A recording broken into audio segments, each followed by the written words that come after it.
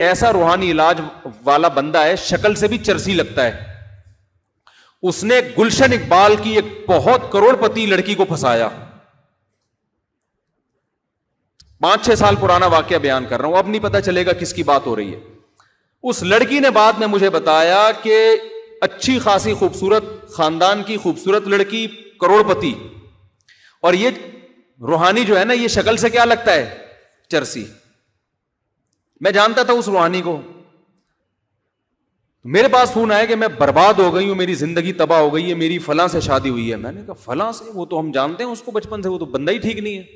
کہہ رہی ہیں اصل میں وہ مجھے کچھ رات کو ڈرانے خواب آتے تھے, یا کچھ ہو جاتے ہیں, مسائل ہو جاتے ہیں.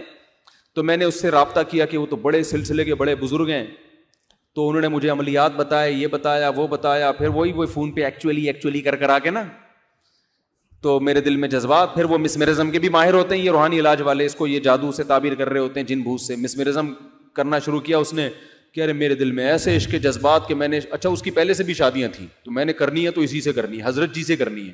وہ حضرت جی کسی گاؤں دیہات کا, یہ شہر کی اچھے خاندان کی اچھی لڑکی, نہ اس حضرت جی کی ایجوکیشن, نہ دینی تعلیم نہ دنیاوی تعلیم, اس کا کام ہی یہی ہے روحانیت کے منجن بیچنا. تو اب اس کے بھائی کہہ رہے ہیں تمہیں کیا ہو گیا یار, اس کی شکل دیکھو. اس نے اپنے وہ, یعنی اس کی شکل بھی دیکھیں نا, موالیوں والے نہیں ہوتے.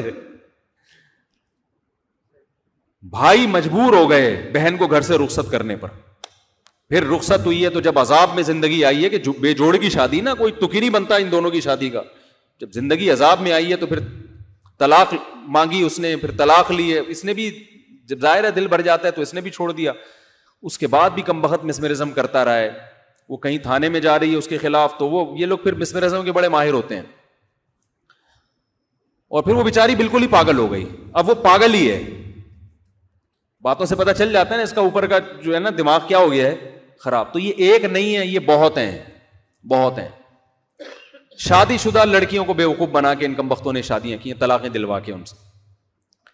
تو یہ تو میں ان روحانی عاملوں کی بات کر رہا ہوں جو اچھے سمجھے جاتے ہیں, جو اتنا خیال کرتے ہیں کہ طلاق دلوا کے شادی کرو.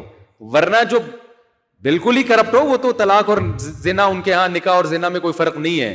میں ان کی بات نہیں کر رہا جو بنگالی پاڑا اور وہ جو ہے عامل جنید بنگالی اور فلانا بنگالی, ان 2 نمبروں کی بات نہیں کر رہا میں. کہیں آپ سمجھے ہاں وہ گندے نالے پہ ایک عامل بیٹھا ہوا ہے, میں ان کی بات نہیں کر رہا. میں ان عاملوں کی بات کر رہا ہوں جو حسین داڑیاں لے کے نمازیں پڑھتے ہیں, وہ ان کی بات کر رہا ہوں میں. سمجھتے ہو کہ نہیں سمجھتے؟